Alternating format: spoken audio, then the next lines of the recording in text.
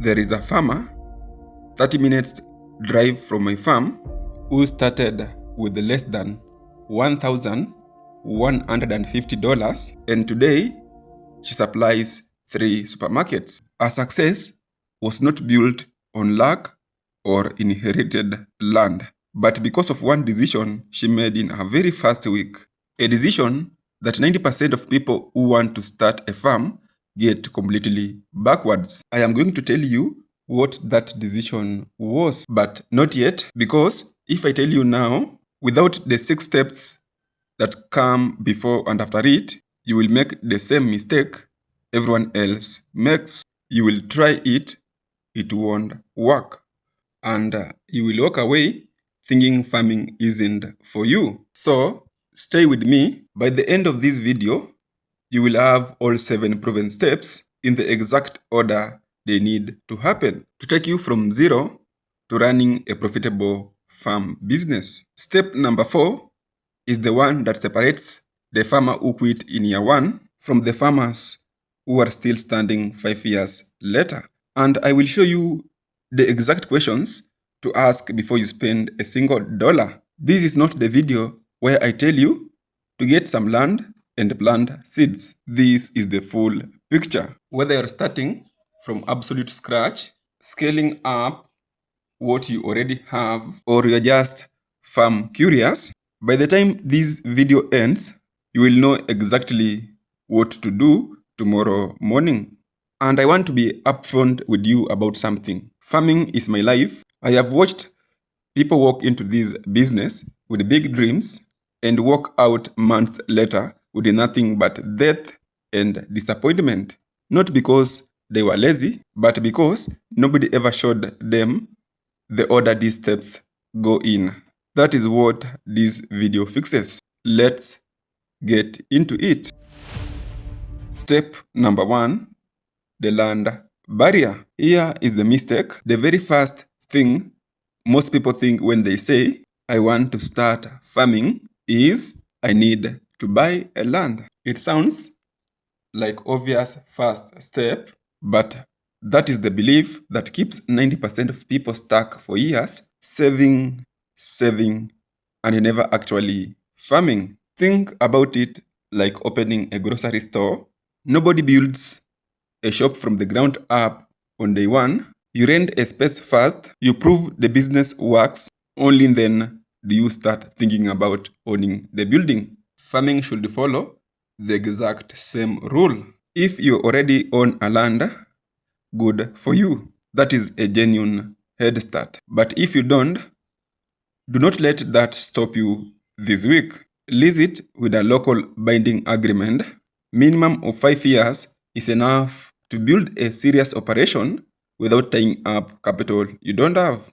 But, and this is where people get burned, you cannot walk onto a piece of land and start just digging. Before you hand over a single dollar, you ask 5 questions. Is there a reliable water source on this land? Can you still irrigate when the dry season hits? What was planted here before? And is there a record for it? Has this field ever flooded? Has the soil ever been tested? Skip these 5 questions and you could be farming on a land that fails you the moment the weather turns. Dry spells with no way to irrigate. Disease sitting in the soil from whatever was planted there last. A field that floods, the one month you cannot least afford it. I have seen new farmers lose an entire investment because they never asked about the field's history. It is a heartbreaking way to learn a lesson that a single conversation could have prevented. Get the answers, and you have already avoided a mistake that ends more first-time farms before they even get started. And once you have secured land the smartest way, there is a second mistake waiting, one that has nothing to do with soil and everything to do with who is going to buy what you grow. Step number 2, know your buyer before you plant. Here is the sentence every new farmer should never forget. A profitable farm is not about growing crops. It is about selling them. Most people do this backwards. They plant first, grow a beautiful crop, and only then start asking, okay, who is going to buy this? By then, it is too late. The crop is already in the ground, the money is already spent, and you are now negotiating from a position of desperation, not strength. Do it the other way. Before you plant anything, go and find buyers, wholesalers, retail vendors, hotels and restaurants, schools and institutions, local traders at the market. Go talk to them today, if you can, and ask, what products do you actually want? What quality do you expect? And what makes you reject a delivery? How often do you buy? And how much do you need each time? What do you normally pay? Do your prices shift during the year? And when? When you know the answers, something shifts. You stop guessing, you start producing exactly what the market is already asking for. You've just avoided the single most common and most expensive mistake in farming business: growing fast and hoping someone wants it later. Picture two farmers side by side, same land size, same season. One plants fast and start knocking on doors after harvest, crop already wilting on track, forced to accept whatever price is offered because the produce won't wait. The other spend 1 week before planting, sitting down with 3 hotel buyers and a wholesaler, and already as a standing order before the first seed goes into the ground. Same effort, same rainfall, completely different outcome. That is the difference this one step makes. Now, you know your land, you know your buyer, which means you are ready for the part most people skip completely. And it is the part that decides whether this becomes a real business or just an expensive hobby. Step number 3, build the plan around a number. Don't ask, how much money can I make farming? That question keeps you passive, waiting to see what happens. Ask instead, how much money do I want this farm to make? That single shift in the question changes everything downstream. Your income goal is what decides your production plan, your budget, your labor needs, your market strategy. All of it grows from that one number. Let me show you what I mean. Two farmers, same county, same size plot. The first one starts by asking, what can I grow here? And just starts. No target. 6 months later, he is busy, he is tired, and when I ask him how the farm is doing, he shrugs and says, okay, I think he frankly doesn't know. The second farmer starts with a number. She decides she wants this plot to bring in about $4,500 a month within a year. That one number forces 5 decisions immediately. Which crop turns over fast enough? How much plants she needs? How often she has to harvest? What her weekly sales target has to be? And whether her current land size can even hit that number. She is not busier than the first farmer. She is just not guessing. If you are working with a small budget, here is how the smartest new farmers move. They start with a fast turn-around cash crop, something like Swiss chard, kales, cowpeas, or coriander. But notice what I'm not saying. I am not telling you Swiss chard is the answer for everyone. What matters is choosing a crop that fits your land and your local market. Something that generates cash flow fast enough to fund and carry you toward that bigger income goal you set. Get this right, and you are no longer just farming. You are running a business with a target. And a business with a target needs one more thing before it can survive its real season. The thing that quietly earns more farm than bad weather. Thus, if you only remember one step from this entire video, it is the one you're about to hear. I have seen dozens of new farms fail in the first year. Not one of them failed because of bad soil. Every single one of them failed for the same hidden reason. And I have never seen anyone else in farming content usually say it loud. Give me 3 minutes and I will show you exactly what it is and how to avoid it before it touches your farm. Step number 4, the budget most farmers never write down. This is the step I told you about at the beginning. This is where most new farmers quietly fail. Not because they can't farm, but because they never separated their farm money from their household money. I know a farmer, I want to use his real name. Let's call him Peter, who ran a 1-acre plot that should have been profitable within 4 months. It wasn't. And for a long time, he couldn't tell you why. It turned out his wife's hospital bill came out of the fertilizer budget in month 2.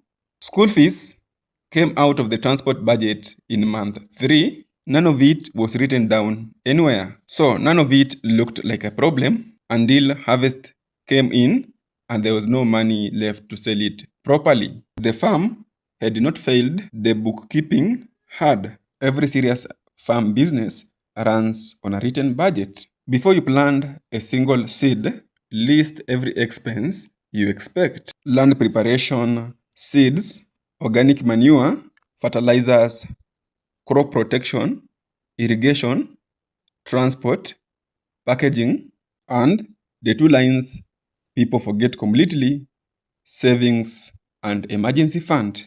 Write it down. All of it on a paper, in a notebook, in your phone.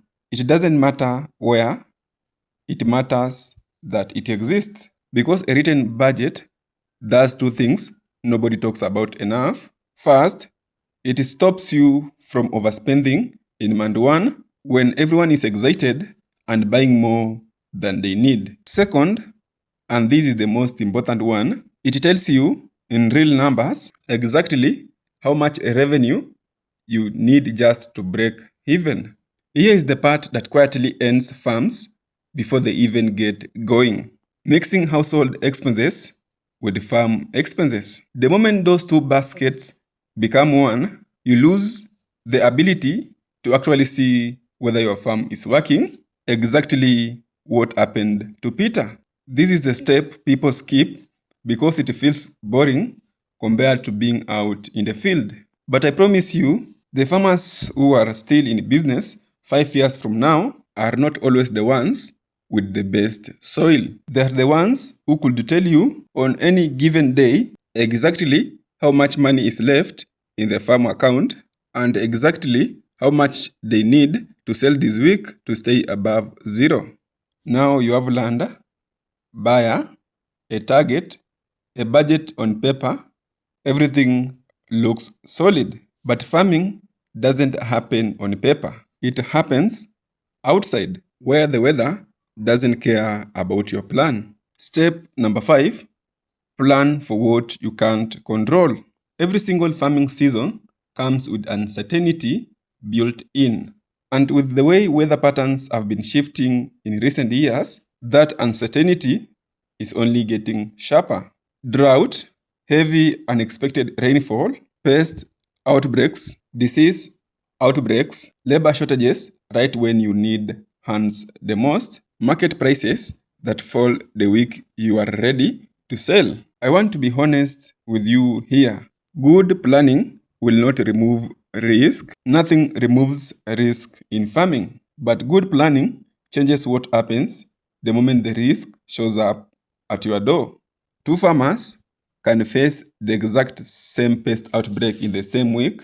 One already knows which aggravate to call and has the money for sitting in his emergency fund. He loses a few days. The other farmer has never thought about it before, spends a week asking around for advice while the pest spreads and loses the block. Same pest, same reason. The only difference was a decision made weeks earlier, while everything was still calm. So, build this into your plan now before you need it. What will you do if rains fail? Who do you call the moment you spot the first sign of pest damage? Where does emergency fund money goes first? Decide these things while you are calm, not while you are standing in a field watching a season slip away. I say this every season, and I will say it again. The farmers who panic are almost always the ones who never made these decisions in advance. The farmers who stay calm made them weeks before they were needed. That calm is not a personality trait, it is a plan written down ahead of time. You've now got 5 of the 7 steps: land, market, plan, budget, and risk. Most farmers who make this far are already ahead of almost everyone who ever said, I want to start a farm. But there are 2 steps left, and they are the ones that decides whether you are still doing this in 5 years or burned out in 18 months. Step number 6, automate before you burn out. Get some experience under your hands first. There is no shortcut for that. But the moment you have it, your next job is to start freeing your own time. Employ talent where you can. Hand off tasks that don't need to be done by you personally. Automate whatever pieces of the system you can automate: irrigation timing, record keeping, ordering. You can even use drones to monitor pests in your field. If there is a chance to collaborate with another farmer, another supplier, another buyer, take it. Farming is not a business that rewards people who try to carry everything alone. And all through all of it, never stop learning. You are going to make mistakes. Every farmer who has ever succeeded made mistakes first. The difference is what they did with them. They studied the mistake, adjusted, and kept moving. That is the 7th step. Really, it is not a task, it is a mindset. Improve constantly or the farm stagnate. This is the step that most get quick rich farming content will never tell you about, because it is not exciting. There is no dramatic before and after here. It is quiet and glamorous, repeated work, and it is exactly why so few people actually make it to year 5. If you are already watching this far in, you are already the kind of person who does the unglamorous work. That already puts you ahead. Remember the farmer I told you about at the start? $1,150, no land of her own, and today she is supplying 3 supermarkets. Here is the decision she made in week 1, the one I promised you. She did not wait to save up for land. She leased. She asked those 5 questions before she signed anything, and she went and founded a buyer before she planted her first seed. That is it. That is the decision. It is not dramatic leap. It is steps 1 and 2 done in the right order before everything else. You now have all the 7 steps she used and every farmer after her used. Learn the smart way. Know your buyer first. Build a plan around a number. Write the budget and keep it separate. Plan for the risk you can't control. Automate, collaborate, and never stop learning. If this video finally gave you the clarity to take the first step, hit subscribe. Because next week, I am breaking down exactly how to make your 1-acre farm extremely profitable. Every inch of your soil printing money for you. If one of the 7 steps changed your perspective, you can drop a comment below. Remember, the lot is cast into the lap, but it is every decision is from the Lord. I will see you in the next one.